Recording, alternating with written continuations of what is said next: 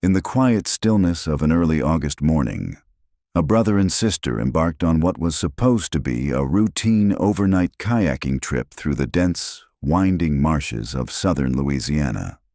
It was the kind of trip they'd taken many times before, a short getaway into the wild terrain they'd practically grown up in. But this time, they would never come back. For 7 long years, their vanishing remained a heavy, unanswered question in the heart of the community, a loss etched deep in the local memory. All that had been found were their 2 kayaks, discovered miles apart, eerily adrift with no sign of their owners. And then, just as hope had faded into resignation, a sudden and inexplicable signal pierced the silence. A beacon activation from a place no one could explain, hundreds of miles away in the Gulf of Mexico, shattering the theory of a simple drowning accident. The date was August 15th, 2012, and the air clung thick around the boat launch, a suffocating blend of salt, heat, and heavy moisture that pressed against the skin like wet cloth. Preston Keegan stood beside his aging pickup, repeatedly glancing at his phone, even though he knew full well that the reception out here was practically non-existent. He had come to retrieve his children, 21-year-old Odilia and her younger brother Tanner, who had just turned 18. They were supposed to be back by now. Their plan had been simple: camp overnight and return at dawn, meeting Preston at this exact spot by 8 a.m. But now it was well past 10, and there was nothing to see on the wide expanse of swampy water except the idle sway of algae-covered driftwood and the occasional splash of a mullet leaping into the air. The siblings were nowhere in sight. This trip was more than a simple retreat into nature. For Odilia, it marked a personal milestone. She had spent the previous 6 months recuperating from a complex knee surgery that had kept her homebound for much of the summer. She and Tanner, as close as any siblings could be, had carefully planned this short escape. It was part tradition, part celebration, a signal that she was ready to embrace the outdoors again. Over the years, they had memorized the maze-like waterways of the Louisiana wetlands. This was their sanctuary, familiar, peaceful, alive with memories. Preston remembered the previous day vividly. On August 14th, he had helped them launch their kayaks from the water's edge. The sky had been a gauzy, faded blue, heat waves dancing above the water. It was a beautiful day, unmarred by storm or wind. Together they paddled to a familiar sandbar where the fishing was always good. Within minutes, Tanner and Odilia had each caught large, healthy bass. They beamed with pride, their joy unmistakable. Preston had snapped a photo to preserve the moment, one that would later be scrutinized endlessly. In the picture, Tanner stood tall in a bright royal blue t-shirt and vibrant patterned swim trunks. A light blue baseball cap turned backward on his head. Odilia, radiant as ever, wore a hot pink tank top and dark leggings, her long blonde hair shining under the sunlight. They held their fish out for the camera, grins wide and triumphant. It was the perfect picture of summer freedom. After sharing a few more laughs and checking their supplies, Preston watched them paddle away toward their favorite hidden campsite, a peaceful spot deep in the marsh, reachable only by water. They were well equipped: tents, cooking supplies, fishing gear, and, crucially, a satellite emergency beacon, a safety precaution that Preston had insisted on for all their wilderness trips.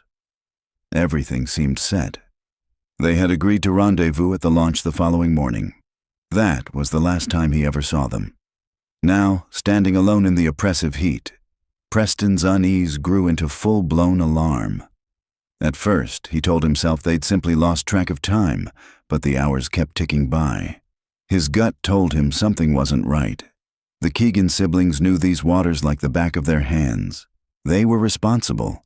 They wouldn't be this late without trying to signal him. Unable to wait any longer, Preston pulled his own kayak from the truck and launched into the murky water.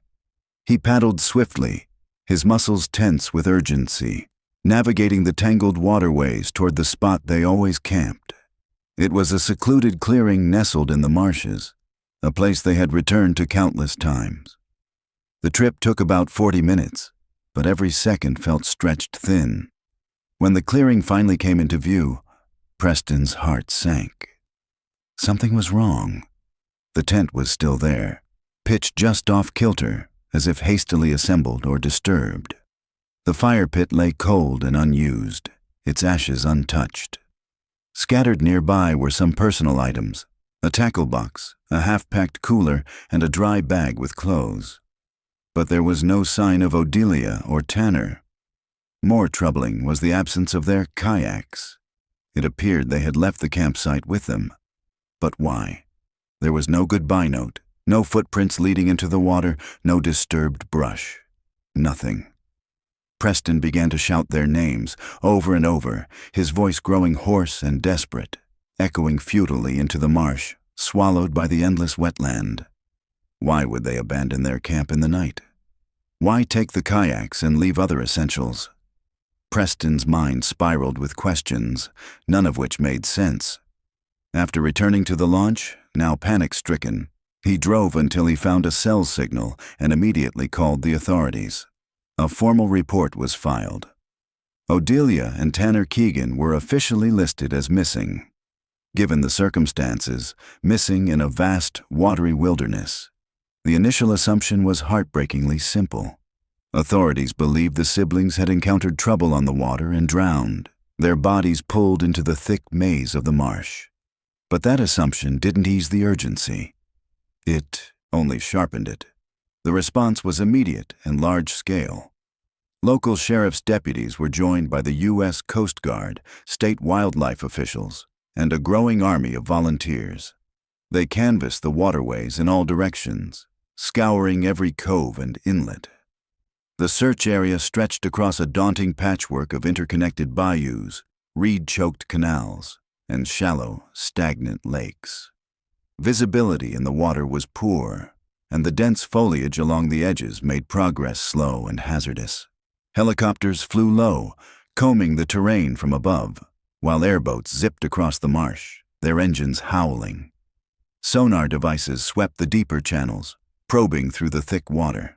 For the first 48 hours, searchers focused on the zone between the campsite and the boat launch, operating under the theory that the siblings had attempted to return and met with disaster along the way. But as days passed without new clues, hope began to dwindle, giving way to dread. Every lead turned cold, and the marsh refused to surrender its secrets. Preston Keegan was a man transformed by desperation. For days on end, he joined the search teams without pause, providing intimate knowledge of the twisting waterways and isolated routes his children favored during their countless excursions into the Louisiana marshlands. Though local authorities were leaning toward a simple, tragic explanation, that Odilia and Tanner had drowned, Preston couldn't accept it. His children were seasoned outdoors people. They were cautious, alert, and strong swimmers. Something about the theory didn't add up. He knew their habits. If they'd run into trouble, they would have used their satellite beacon. If a kayak had overturned, something would have surfaced. A life vest, a dry bag, any of their tightly packed gear. Instead, the marsh had remained silent. For days, the search yielded nothing. Then, on August 18th, 3 days after their disappearance, a discovery changed everything. Not with clarity, but with confusion. That morning, a wildlife and fisheries airboat spotted a bright flash of color floating in a broad, slow-moving waterway miles from the campsite. It was Tanner's kayak. It had capsized, its hull scratched and scuffed in places, but otherwise intact. There was no sign of him or any personal belongings. To the investigators, this pointed toward a tragic but familiar conclusion: a boating accident.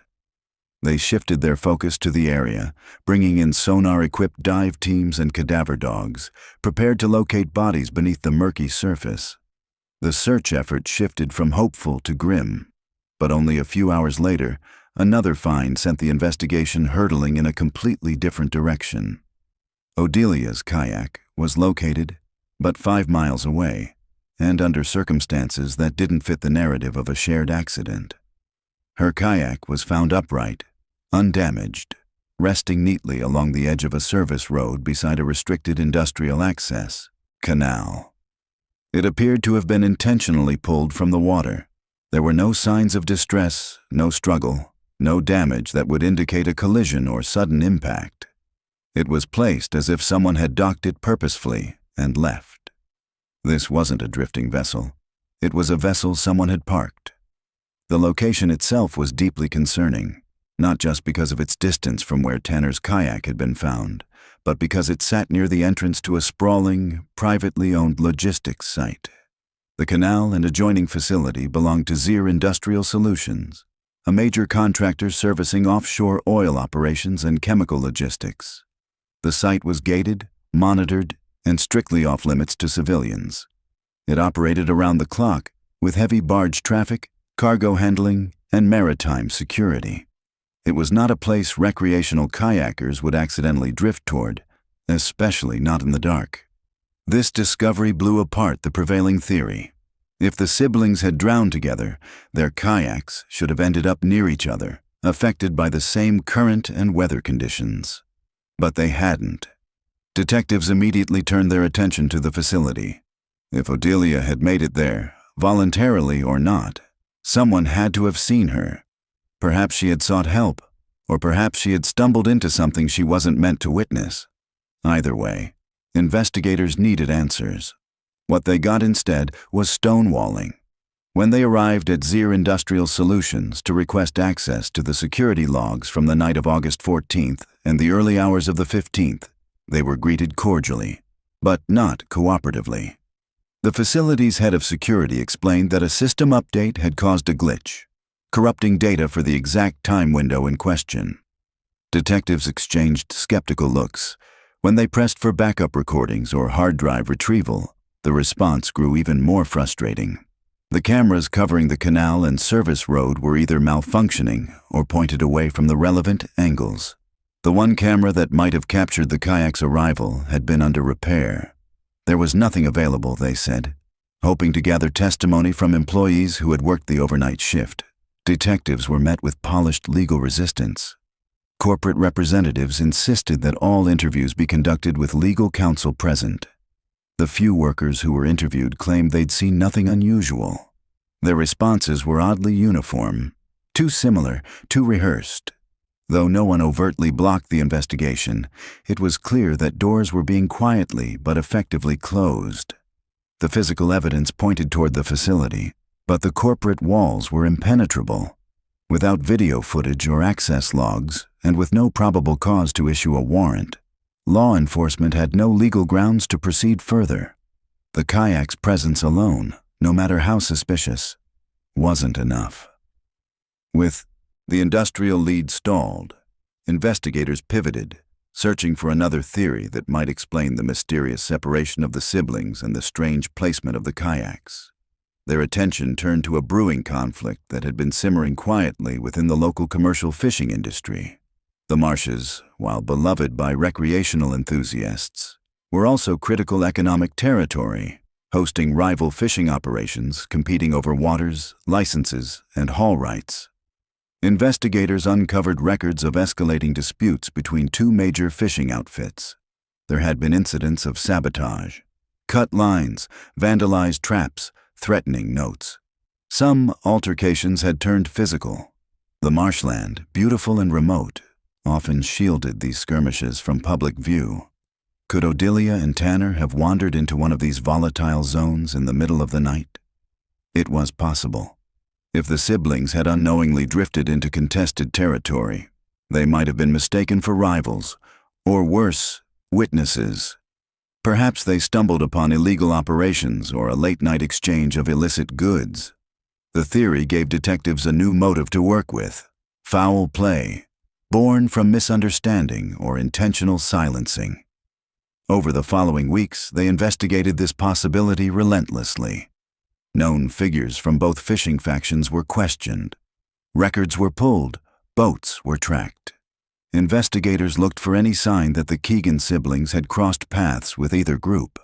But once again, the leads failed to deliver. The men involved in the fishing disputes all had alibis.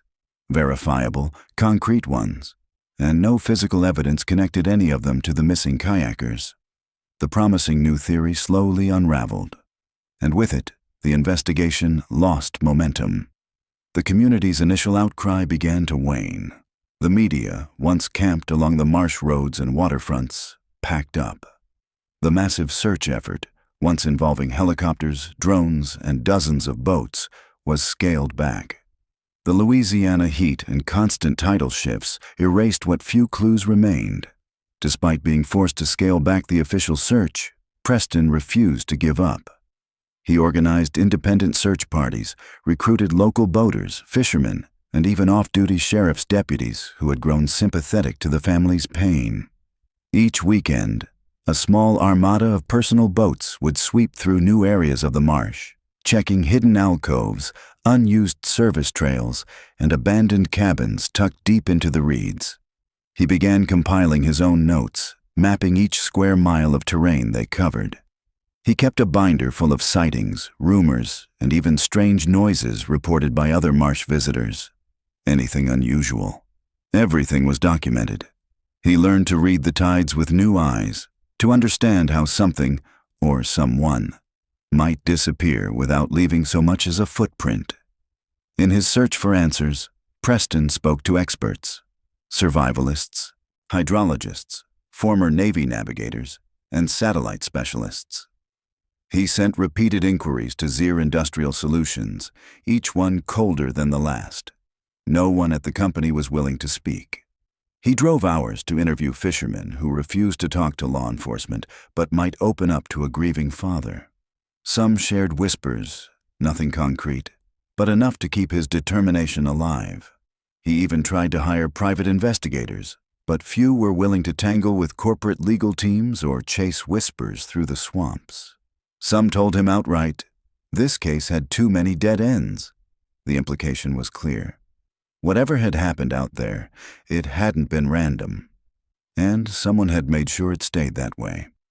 Odilia and Tanner's disappearance wasn't just a tragedy. It was a riddle sealed inside a vast, living landscape that didn't want to give anything back. With no new leads, the investigation entered cold case status. But for Preston, the search never truly stopped. As the months slipped into years, the disappearance of Odilia and Tanner Keegan became a fading shadow, an unresolved heartache that dulled in the public memory but sharpened in the soul of their father. The case had officially gone cold. By late 2013, the flurry of search parties had long since dissipated, replaced by resignation. But not for Preston Keegan. For him, closure was never an option. While the authorities shelved the investigation as yet another tragic accident swallowed by the treacherous marshlands, Preston remained obsessed. He was certain the answers to what happened were hidden not in the wetlands, but behind the guarded fences of Zier Industrial Solutions. The official explanation, that the siblings had drowned and their kayaks drifted apart, never accounted for the pristine condition of Odilia's kayak or its mysterious presence near a restricted industrial canal. Preston pressed relentlessly, making his suspicions known to local law enforcement. He pleaded for warrants, for follow-up interviews, for a deeper investigation into the conveniently corrupted security logs. But to the authorities, he was simply a father unable to let go. The investigation faded from the public eye. By September 2019, more than 7 years had passed since Odilia and Tanner had vanished. Their story resurfaced only as an occasional anniversary segment on local news, the smiling siblings holding up their summer catch, a photo that had become a symbol of what was lost. In official records, the case was now dormant, filed in the cold case unit among dozens of other unsolved disappearances. But Preston never moved on. He continued his search in private, fueled by the belief that somewhere out there, a piece of truth still waited. And then, in a twist that no one could have anticipated, the silence broke. Not from the swampy shallows of the Louisiana bayou, but from the abyss of the open ocean. On the morning of September 10th, 2019, thousands of miles from the Keegans' last known location, a distant satellite beacon flared to life. The signal was intercepted by the GEOS International Emergency Response Coordination Center, known globally as the ERCC, a highly specialized facility tasked with monitoring and coordinating rescue responses to satellite distress beacons across the planet. In the pre-dawn hours, their system flagged a high-priority SOS. It was a standard distress burst, unmistakable in format and urgency. Someone somewhere was in need of help. As per protocol, the ERCC team sprang into action. They triangulated the coordinates and were stunned by the result. The signal wasn't coming from a coastal region, nor from any known vessel along a shipping lane. It was pulsing from a remote quadrant of the Gulf of Mexico, hundreds of miles from the Louisiana shoreline. The location was isolated, surrounded by deep water exceeding 4,000 feet. No land in sight, no known maritime activity nearby. On the digital display, a red icon blinked steadily over the ocean, surrounded by blue emptiness. The team escalated the alert to the United States Coast Guard, specifically the New Orleans sector, which oversees Gulf operations. Simultaneously, they began decoding the unique identifier embedded in the signal, the Hex ID, a digital fingerprint registered to every emergency beacon ever sold. The results sent shockwaves through the ERCC's control room. The beacon sending the distress call was registered to the Keegan family. It was the very same satellite messenger that had gone missing with Odilia and Tanner back in 2012. A device presumed lost in the Louisiana wetlands 7 years earlier. The implications were mind-bending. How could a device lost in shallow inland marshes end up broadcasting from the deep Gulf? More baffling, how had it remained silent for 7 years only to suddenly activate and transmit a short, concentrated SOS burst? The Coast Guard responded immediately. A long-range aircraft and a cutter vessel were dispatched with urgency. Despite the improbability of survival, protocol demanded a full response. The aircraft was first on the scene. Visibility was good, the sea relatively calm. Advanced infrared sensors scanned the waters. Visual observers combed the surface, but there was nothing. No sign of a person, no floating wreckage, no life raft. Just an empty sea stretching to the horizon. Hours later, the cutter arrived and began methodical grid searches using sonar equipment and deep-water listening devices. Still, nothing surfaced. It was as if the signal had come from nowhere, a ghost transmission echoing from a graveyard of waves. Back at the ERCC, analysts pored over the raw data. The signal had not been prolonged. It had activated for exactly 90 seconds, enough time to be registered, authenticated, and geolocated, before falling abruptly silent. The sudden cessation was nearly as puzzling as the activation itself. The signal wasn't the result of weather or battery decay. The beacon had sent an intentional, unmistakable SOS, a manual transmission that, under normal circumstances, could only be triggered by human touch. This detail ruled out a false alarm caused by corrosion or mechanical failure. The most logical and most disturbing conclusion was that someone had reactivated the beacon. Someone had moved it, transported it across a vast distance, and for reasons unknown, tried to signal for help, only to stop mid-transmission. News of the signal reignited the cold case with explosive force. Preston was contacted almost immediately. To him, the ping was not just a clue. It was a vindication. For 7 years, he had insisted that something sinister had happened to his children. Now, the beacon had spoken. His conviction had been right all along. The nature of the investigation changed overnight. What was once considered a tragic accident was now clearly the result of human involvement. Federal agencies, including the FBI and the Department of Homeland Security, were brought in. The investigation's jurisdiction expanded from the local sheriff's department to the national stage. Maritime security analysts, data specialists, and intelligence officers joined forces to figure out how the device had traveled from a quiet Louisiana marsh to one of the most remote sectors of the Gulf of Mexico. Had it been carried by someone for years? Was it part of a larger smuggling operation?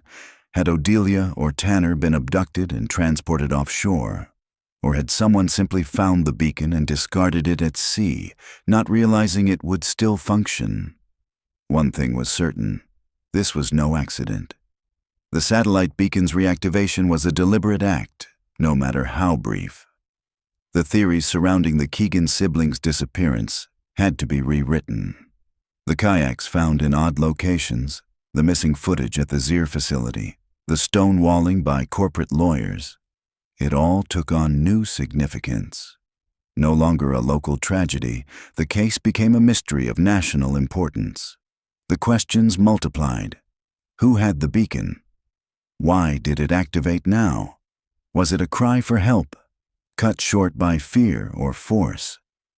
The investigation had a second life, not in the murky waters of the bayou, but in the uncharted depths of the Gulf of Mexico.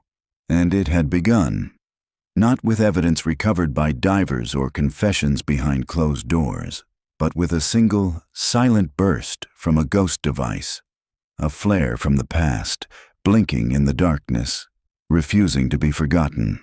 What had once been a frustrating, localized missing persons case, hindered by jurisdictional boundaries, lack of physical evidence, and fading public attention, was now an expansive, multi-agency federal investigation.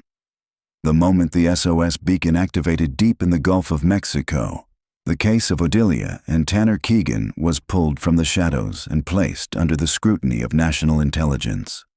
No longer confined to the marshy perimeters of Louisiana, the mystery had entered the global arena.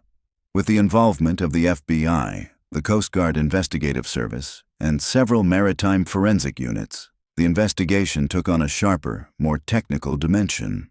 For the first time in years, the case was no longer being handled as a possible drowning or accident. It was being treated as a likely crime, and a highly orchestrated one at that. At the center of it all was a single, glaring question. How did a beacon supposedly lost in the shallow bayous reappear in one of the deepest, most remote sections of the Gulf of Mexico 7 years later? To find that answer, investigators returned to where it had all begun, the place where suspicion first took root and never left, the doorstep of Preston Keegan. It was late September 2019 when federal agents arrived at his modest Louisiana home.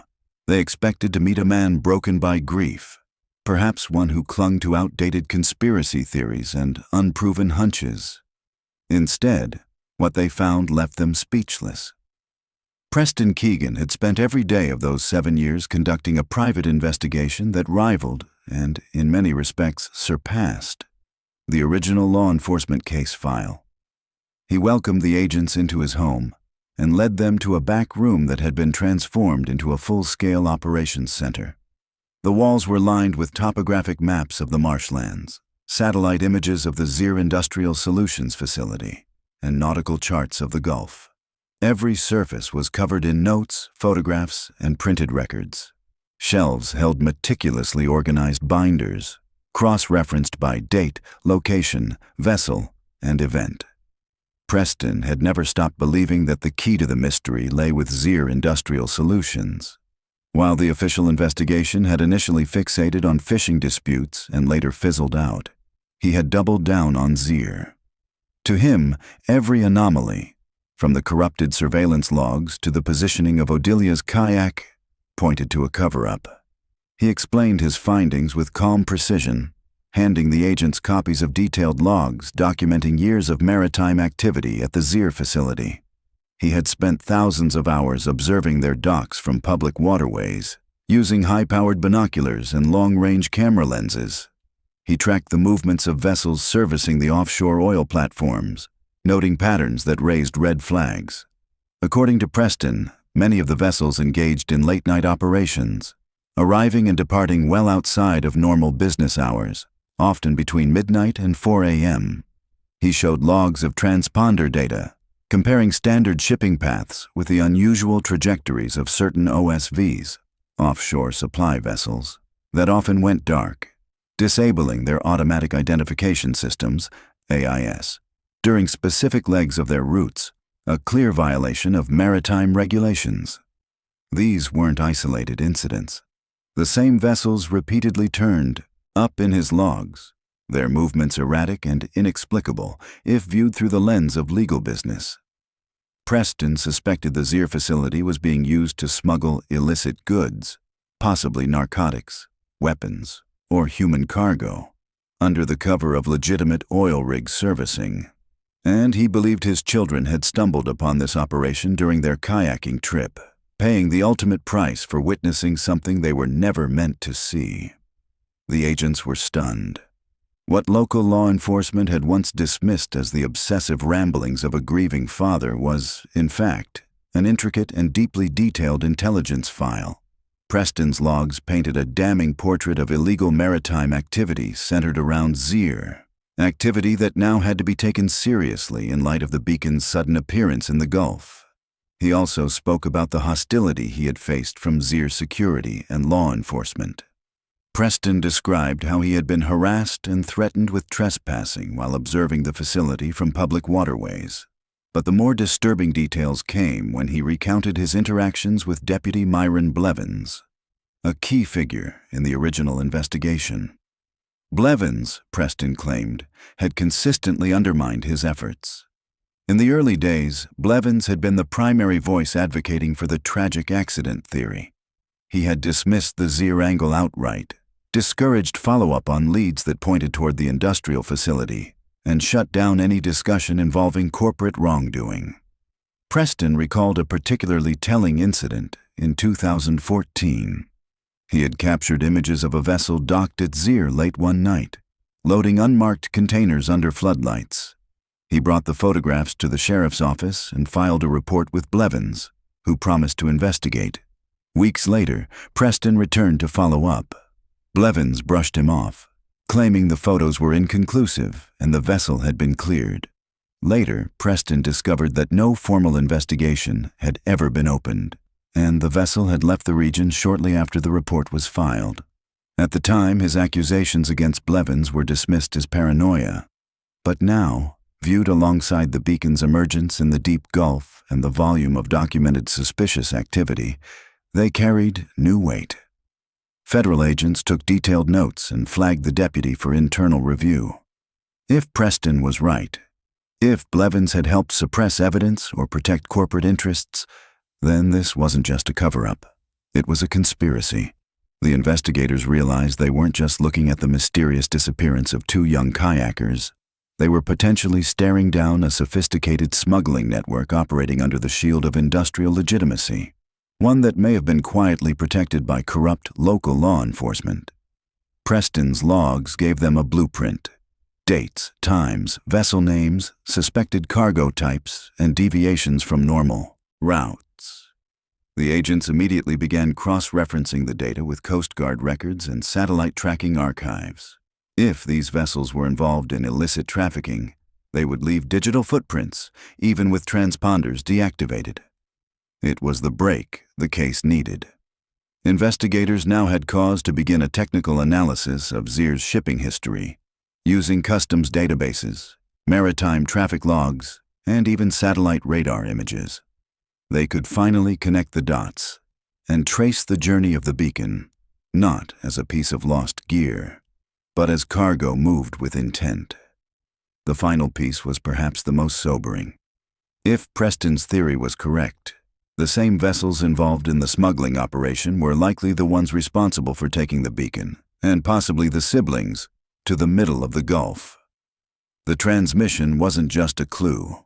It was a scream, muffled and delayed by years, finally breaching the surface. The federal team quietly opened a parallel investigation into Deputy Blevins. They knew any inquiry into Zier would be vulnerable to sabotage if local enforcement was compromised. Everything from this point forward would be tightly controlled, encrypted, and off books. What had begun as a father's desperate quest for answers had evolved into the catalyst for a sweeping investigation. The evidence had always been there, in the kayak, in the logs, in the silence. Now, with federal eyes on the case, the path forward was clear. Preston Keegan's private investigation, once mocked, once ignored, had become the foundation of a federal case that might finally uncover the truth of what happened to his children. With the investigation now squarely focused on the movement of the beacon into the deep Gulf, the Joint Task Force, comprising federal agents, forensic accountants, maritime surveillance experts, and CGIS analysts, sharpened its attention on one critical goal: to identify the vessel responsible for transporting the satellite device to that remote location. They understood with chilling clarity that if they could pinpoint that ship, they could begin to unravel the conspiracy that had eluded them for over 7 years. Their most valuable tool was the Automatic Identification System, AIS, a globally integrated system that tracks and logs maritime vessels' real-time positions. All large commercial ships are required by international law to transmit continuous data via AIS, including their speed, direction, and exact GPS location. The investigators now had to navigate through a sea of digital records, sifting through the movements of thousands of vessels operating in the Gulf of Mexico. The search began with a massive database query: cross-reference every vessel transmitting AIS data in a 30 nautical mile radius of the SOS ping location on the morning of September 10, 2019.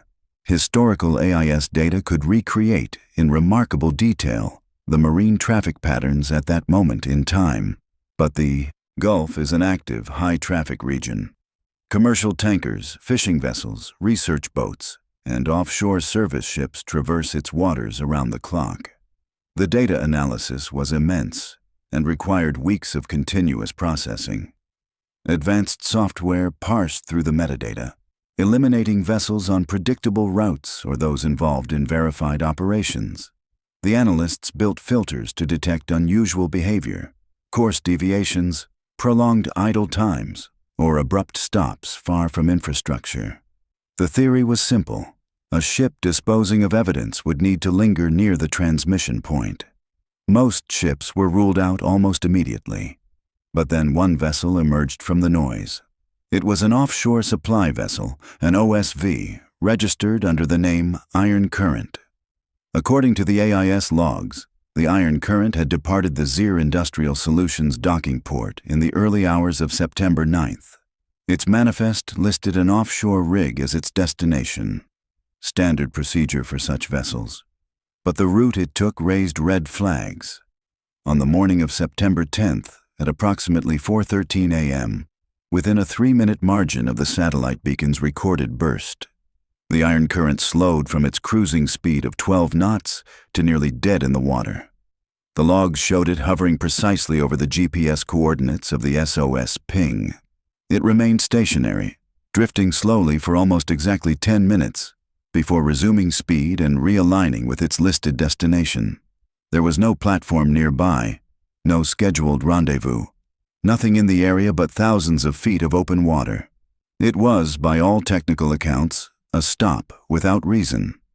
And it aligned too perfectly with the moment the Keegan family's beacon suddenly reactivated after 7 years of silence. The task force immediately compared this data to Preston Keegan's own investigative logs. The match was immediate and damning. Preston had documented multiple sightings of the Iron Current over the years. It had appeared repeatedly in his records of suspicious nocturnal activity at the Zier docks. His logs included photos of the vessel departing after dark, sometimes with its AIS transponder mysteriously offline during critical stretches of the route. Preston had long believed it was one of several ships operating under the radar, used to conceal the movement of illicit cargo. The federal team now had a vessel. The next step was uncovering who owned it. That task proved far more difficult. Maritime assets like the Iron Current are frequently registered through a tangle of shell companies, often under flags of convenience, from nations known for financial secrecy. It's a tactic used by corporations and criminal networks alike to conceal liability and protect their interests. The Iron Current was no different. Registered in Panama, the vessel was owned on paper by a holding company headquartered in the Cayman Islands. That company was owned by another LLC based in Liechtenstein, which in turn was controlled by a private equity trust in Singapore. Each layer of ownership required court orders, diplomatic requests, and forensic audits to unwind. After weeks of chasing bank records and cross-border financial disclosures, the money trail led back to the United States, to Zier Industrial Solutions. More specifically to its CEO and founder, Gideon Zier. The revelation electrified the task force. Gideon Zier was no ordinary businessman. He was a titan in the Gulf Coast logistics world. His company provided essential services to dozens of offshore rigs and ports, controlling pipelines, refueling contracts, and maritime logistics hubs up and down the coastline. He was a political donor with deep ties to both local and federal offices. His influence ran so deep that his name had been carefully avoided in the original investigation. But now, all roads led to him. The Iron Current, it turned out, was operated by a subsidiary owned and managed by Zier himself. The crew worked exclusively on Zier contracts. The ports they visited were Zier-controlled. The company's offshore service operations provided the perfect cover for unsupervised deep-sea movements, and the more investigators uncovered, the more tightly Gideon Zier's name became entwined with every element of the case.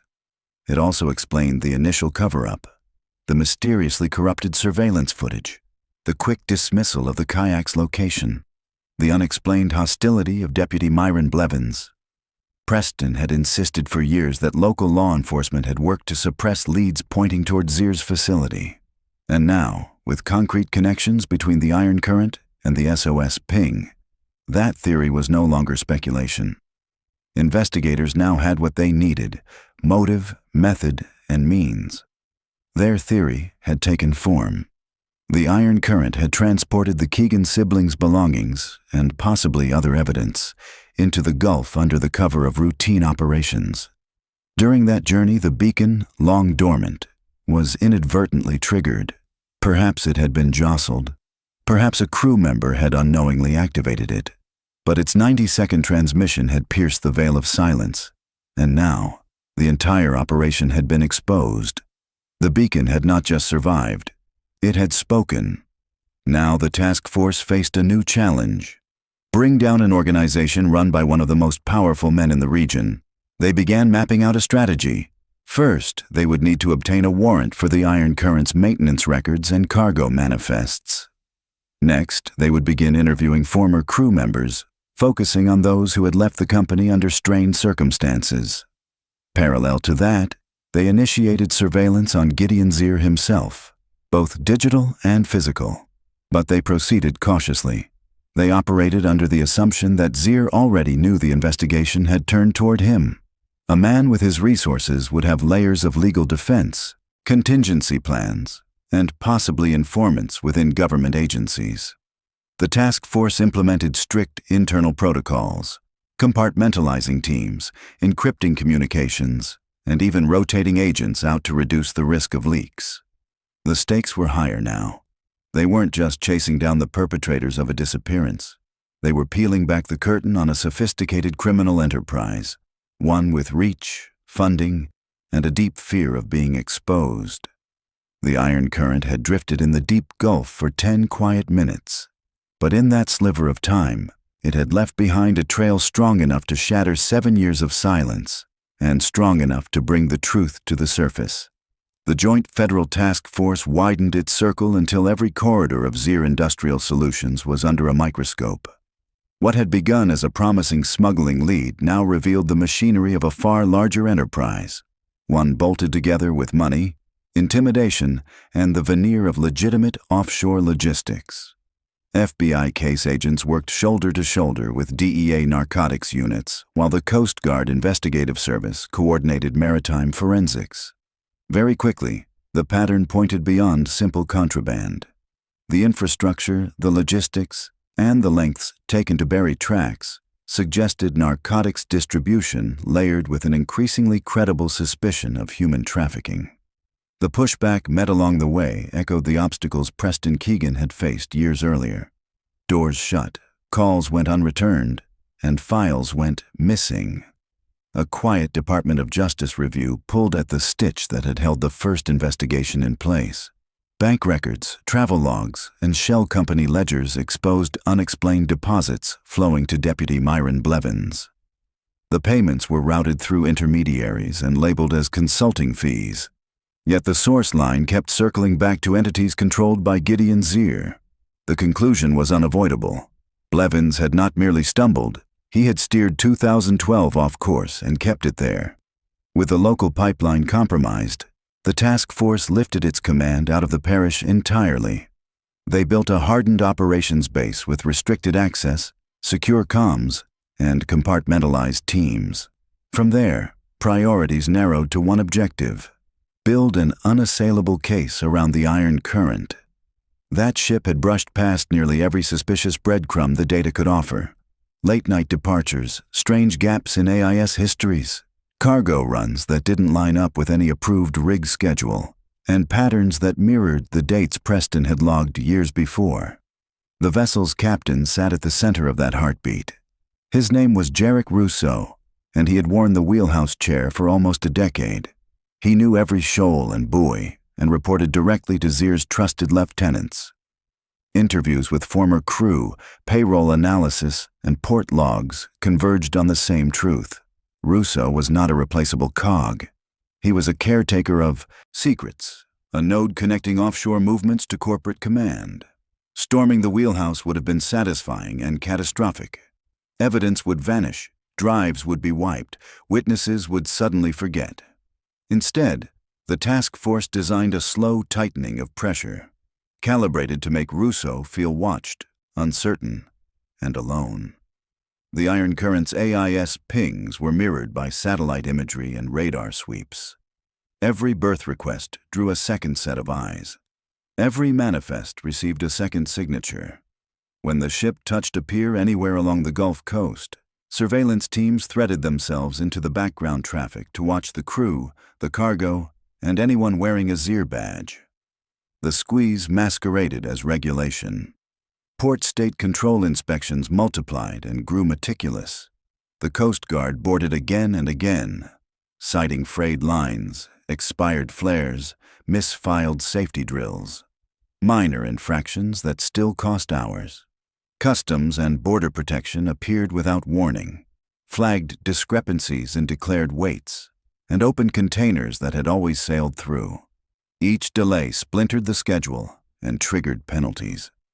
For the first time in years, the Iron Current ran late, and late meant expensive. Inside Zier's circle, patience evaporated. Intercepted communications told the story plainly.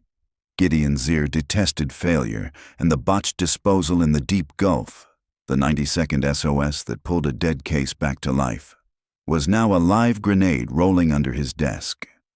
Messages routed through encrypted apps dripped with blame. Fix it. No more mistakes. Why are we on the radar? The subtext was clearer than any order. If heat lingered on the Iron Current, it was Rousseau's heat to absorb. The man changed. Surveillance logs charted the decline. He shortened his time ashore, shifted grocery runs to off hours, and scanned reflections in plate glass windows. He carried 2 phones, then 3. He abandoned his routines, his posture tightened, his conversations clipped. Crew noticed. So did the task force. Agents widened the pressure ring to include the crew's outer edges. Junior hands were interviewed off the books, presented with a choice that sounded a lot like mercy. Talk now and walk later, or stay quiet, and let the ship sink with you on it. Even the rumor of cooperation can capsize trust. Word raced back to the bridge, and paranoia did what pressure alone cannot. It isolated Rousseau from the only people who might have steadied him. He began to believe the inevitable story. He was being framed to fall. Zier would need a scapegoat once the regulators started counting. If the captain's chair became a liability, the captain would be removed. That fear crystallized in early 2020 when the Iron Current eased into a Galveston berth for scheduled maintenance. Surveillance teams already held the perimeter, woven into the port's daily clutter: repair crews, vendors, security. By mid-afternoon, tempers finally broke the surface. A ZIR representative met Russo on the dock. The exchange started low and rose to a jagged edge in minutes. Audio lifted on a parabolic mic caught only fragments, missed windows, too many inspections, a question about what you told them. Faces hardened, a hand sliced the air, and the emissary walked off fast, leaving Russo still and colorless, staring at the water as if it might answer back. That evening, the captain made his move. He packed a small duffel, cash, documents, a change of clothes, and slipped down the gangway without signing out. The city swallowed him in short order. A taxi along the channel, a left at the refineries, a turn past strip malls and storage yards. He bought anonymity by the night at a budget motel, presented a name that wasn't his, and kept the lights off. No calls to family, no messages to crew. Just a man measuring exits and time. The task force did not break cover. They let fear do the work they had designed it to do. Teams rotated on and off the motel, eyes on the stairwells and the parking lot. By morning, his plan had evolved from hiding to flight. He stepped into daylight, ain't recut as a stranger, sunglasses, a plain cap, the beard trimmed close enough to pass. Another taxi, a route north, and a clock that started ticking louder with every mile marker. Houston's George Bush Intercontinental. Coordination moved faster than traffic. The airport's fusion cell linked with the task force by an encrypted line. Plainclothes teams spread through the international terminal, ticketing, TSA choke points, the corridor to the gates. License plate readers tracked the cab's approach. Cameras flipped from wide frames to zooms, hopping Russo from one field of view to the next. Service road, drop-off lane, sliding doors. He entered in a rush, all nervous edges and restless glances, the duffel tight against his side. He skipped the staffed counters, angling instead for a self-service kiosk where the wrong passport might pass before a flag could catch up. His thumbs worked quickly, eyes darting to the perimeter screens and then back to the prompts. Lines murmured, luggage rolled, and boarding calls droned. The ordinary sounds of travel swallowed the noise of a man trying to outrun both his employer and the law. Back at the operations center, radios clicked and call signs rolled down the line. Teams signaled positions, 2 near the kiosks, 1 at the end of the queue, another drifting toward the exit route he would likely choose if he spooked. The choreography was everything. Close too soon and he bolts. Wait too long and a jetway door closes on the only witness who knows how the dark water swallowed 2 kayakers and kept the truth under the surface for 7 long years. He moved with rehearsed purpose, heading straight to check in for a southbound flight to South America. The passport he produced was an expert fake, biometrics cloned, stamps believable, data consistent. From a distance, the surveillance team watched without intervening. A takedown at the counter risked panic, and worse, a sprint past the rope line and into the sterile zone the agents wanted to avoid. He cleared the first hurdle and drifted toward security, duffel tight to his shoulder, eyes scanning. Screening raised no flags. Past the X-ray arch and into the concourse, he merged with the noise of travel. Wheels on tile, espresso steam, boarding calls bouncing off glass. At the gate, the crowd gave the team cover. One agent sat within sight of the jet bridge. Another leaned near the corridor exit. 2 more hovered at the flanks, disguised as restless passengers. They checked the board. Boarding in 15 minutes. The window was closing. When the lane opened, he joined the second wave, knuckles white on the strap of his bag. The lead agent gave a half-inch nod. 3 plainclothes officers moved in a converging arc, behind, right flank, head on. He felt it a beat too late. A grip took his wrist as another pinned a shoulder. Momentum carried him down. Terrazzo kissed his cheek. Cuffs cinched. The aisle parted. The crowd fell silent, then began to breathe again. In less than 10 seconds, he was on his feet and moving through a service corridor toward a quiet door no one else noticed. Jarek Russo was in federal custody. The attempt to slip out of the country had been cut off between boarding groups. With him, the task force finally possessed a witness seated at the intersection of ships, money, and orders. someone who could connect scattered anomalies into a single line. Transport to a secure facility followed at once. No phones, no view, no noise beyond the HVAC hum. Russo understood both sides of the calculus, the reach of Gideon Zier's network and the ledger of evidence now stacked against him. AIS plots fixing the iron current over the SOS coordinates, surveillance of his flight prep, financial and maritime records pointing inward toward Zier's core. Prosecutors framed the decision plainly. Cooperate completely, names, methods, accounts, locations, or face a federal case with no promise of safety in a prison system where Zier's influence seeped through bars. He asked for protection first, not leniency. Witness security for himself and, if possible, for the few he still counted as his own. The government agreed. He opened the vault. Over several days, he mapped the organization. The public-facing company handled legitimate contracts. After midnight, a parallel engine ran beside it. Contraband hid in magnetic false hulls clamped under service vessels. In-house specialists rewrote manifests. Rendezvous occurred at the rig coordinates where no legitimate work was scheduled. AIS was spoofed or silenced during the dirtiest legs. Cash washed through shell firms and consultancy retainers. Port officials were paid to look left instead of right. Then he rewound to August 14, 2012. That summer, a rival syndicate was moving product through a covert, underwater pipeline snaking near Zier's industrial canal. Zier authorized a strike to cripple it and send a message. Russo led the small team assigned to the job. They launched near midnight under blackout. A workboat idled in the restricted canal, where security patrols were predictable and a friendly deputy kept questions rare. Tanks were checked, cutters tested, and masks sealed. 2 divers and Russo went over the side. In the dark, the world became gauges, faint light, and the rasp of tools on metal. The plan accounted for patrols, breakdowns, and even curious fishermen.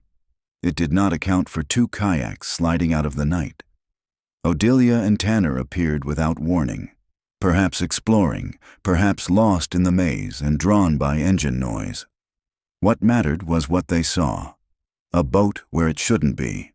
Divers surfacing, equipment that belonged to no legal job. The lookout caught their silhouettes against the work light. Shouts brought the divers up. The boat nosed forward.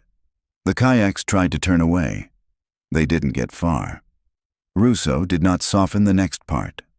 The siblings were pulled from the water, restrained, and their phones seized. The kayaks were left to the current. The boat ran back to the canal, where cameras were either blind or cooperative. A warehouse on Zier property took them in. Calls went through private numbers only. Within an hour, Zier arrived. He assessed the risk in a brutal economy. Tanner, young and volatile, looked likely to fight and to talk. The order came fast, remove the immediate threat. A vehicle carried the brother inland to a remote, wooded section of private acreage, far from the marsh where search teams would focus. There, out of sight, he was killed and buried in an unmarked grave. Odilia's fate followed a different logic. The organization maintained connections that converted people into commodities, routes, brokers, handlers. Killing her would erase a problem. Selling her would turn it into profit and warning. Zier ordered her to be moved into the trafficking pipeline. Russo outlined the steps with a mechanics detachment, forged papers, identifiers stripped, a covert transfer onto a vessel that existed only on internal ledgers. Offshore holding points bridged the time between capture and sale. He never saw her again. Back in the interview room, agents let silence carry the weight. Tape ran. Notes stacked. Timelines were cross-checked against port logs, private security rounds, and maintenance records. Russo's account aligned with the fragments the task force already held. Kayaks recovered miles apart. The missing footage. The deputy who arrived too quickly when it served and too slowly when it didn't. He explained the Deep Gulf disposal as cleanup. Equipment, clothing, and bags gathered later, ferried offshore aboard the Iron Current, and dumped at coordinates chosen to swallow proof. No one expected the satellite messenger to wake. 90 seconds of SOS that would ricochet through time and tear the disguise off the operation. With the confession in hand, the path forward was procedural and relentless. Warrants for devices and logs, holds on accounts, quiet interviews with crew at ports from Texas to Louisiana, cross-border requests for financial records. Each step closed a gap that the corruption of 2012 had opened. Russo signed the agreement. Witness protection moved from offer to structure. A new geography, a new name, a life that would never include daylight without a plan. In return, he kept talking. Vessels, call signs, rig coordinates used as meeting points, names of Zier's lieutenants who funneled orders from boardroom to deckhand. He identified shell companies that paid consulting fees to officers who looked the other way, listed warehouses where containers waited for midnight, and sketched the offshore platforms that served as way stations for people treated as inventory. The picture was horrific, methodical, and, finally, provable. What the marsh had hidden behind heat and tide now stood under fluorescent light, articulated by the man who had tried to run. The truth did not return the missing, but it rewired the case from tragedy to crime, from rumor to record. One accidental signal in the middle of the Gulf had broken 7 years of silence. In an interview room without windows, Russo confirmed what that signal had already implied. This was never a simple accident. It was a decision made in the dark, enforced at knife-edge speed, and covered by money, fear, and the false calm of open water. Russo told investigators that Odilia was held inside the compound for several agonizing days, subjected to a deliberate regimen of intimidation and violence designed to shatter her will. A unit separate from his maritime crew handled what they chillingly called personnel. They photographed her, logged identifying marks, stripped away anything that tied her to home, and rehearsed threats until compliance looked like survival. After that processing, guards escorted her to a service launch and moved her to a waiting vessel that sailed without paperwork or a public record. The first step in erasing a life. Pressed for where she ultimately went, Russo admitted he did not know. The hierarchy was compartmentalized on purpose. He ran boats, divers, and schedules. A different chain of command controlled the human pipeline and kept its ledgers sealed. Once the siblings were removed from sight, the corporate machine pivoted immediately to staging, constructing a story the marsh would tell while investigators chased the wrong truths. He laid out the theater in exact detail. The kayaks were divided and planted to deliver contradictory messages. Tanner's was flipped and set adrift in a main channel where current and floating debris could sell the narrative of a nighttime accident. Odilia's was left upright and unscarred near the industrial canal, a lure in plain view that would nudge detectives toward an access road they would never be allowed to search. The conspirators counted on Deputy Blevins to blunt any curiosity that wandered too close to Zier's fence line. Inside the facility, the cover-up took bureaucratic form.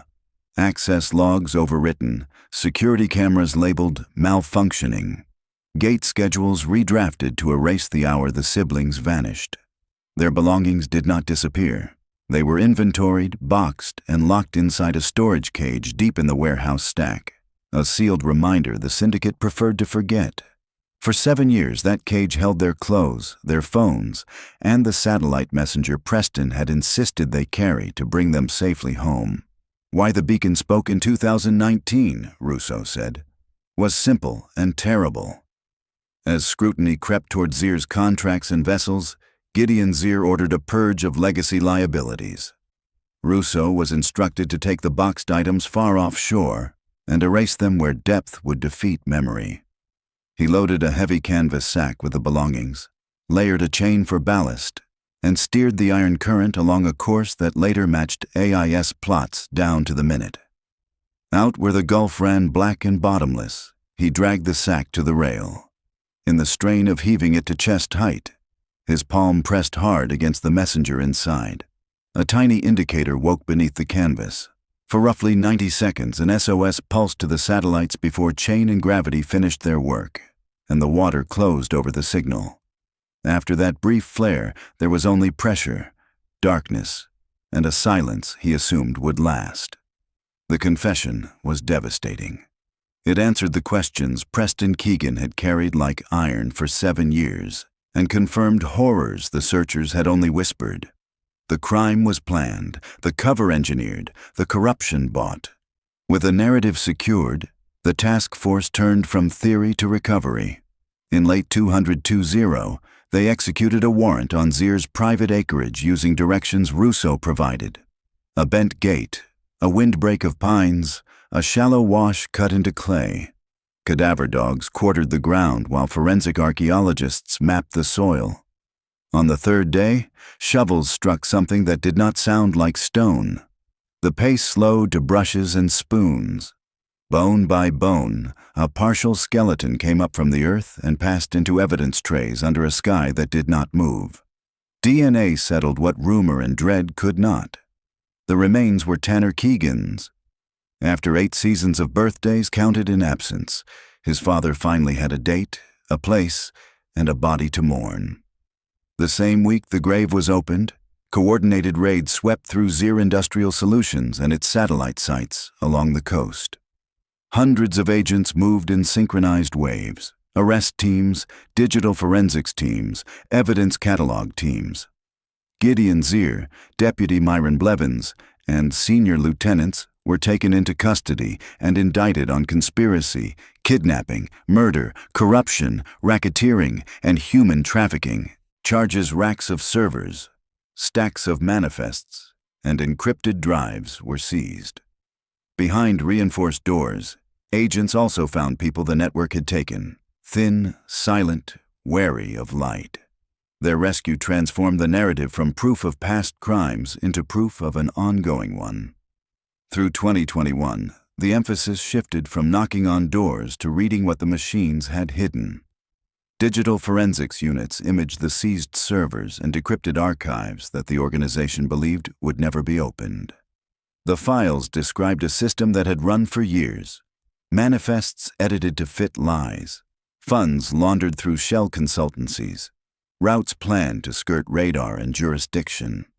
Threaded through those records was the name Preston most needed to see and least wanted to find: Odilia. The digital trail showed she had been moved out of the country within days of the abduction. Transfers hopped between ports and borders like stones across water. A coastal city where cameras failed, a clinic whose ledger took only cash, a broker who changed SIM cards with the seasons. The line did not end where anyone expected. The most recent credible entry, stamped late 2020, placed her somewhere in Southeast Asia, alive within the network's custody when much of the world had already surrendered her to memory. For Preston, a fractured closure settled over the case. He lowered his son into the earth with rights the Marsh had once denied. He watched agents carry boxes from boardrooms that had hosted donors and ribbon cuttings. He sat with prosecutors as they shaped charges sturdy enough to withstand money and time. Justice finally had form and weight. And still the silence around his daughter persisted. Dismantling the company that took her could not conjure a door in a distant city or a name on a hospital intake. The last photograph he had of Odilia glowed with sun and victory at the edge of water.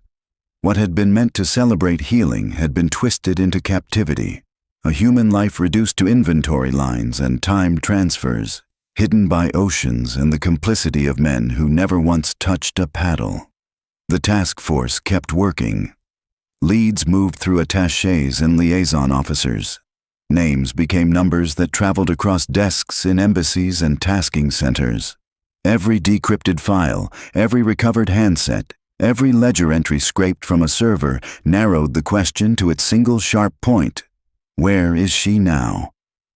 A summer mystery became a ledger of guilt and a map of endurance. Russo's testimony turned rumor into record. The beacon's brief cry fixed a point in open water and dragged a hidden machine into daylight. And a father's refusal to surrender, his walking of the banks, his careful notes, his insistence that boats do not vanish and cameras do not all fail at once, pulled a story the Marsh had swallowed back into the air. The work was not finished, but at last the truth had a voice, and it carried.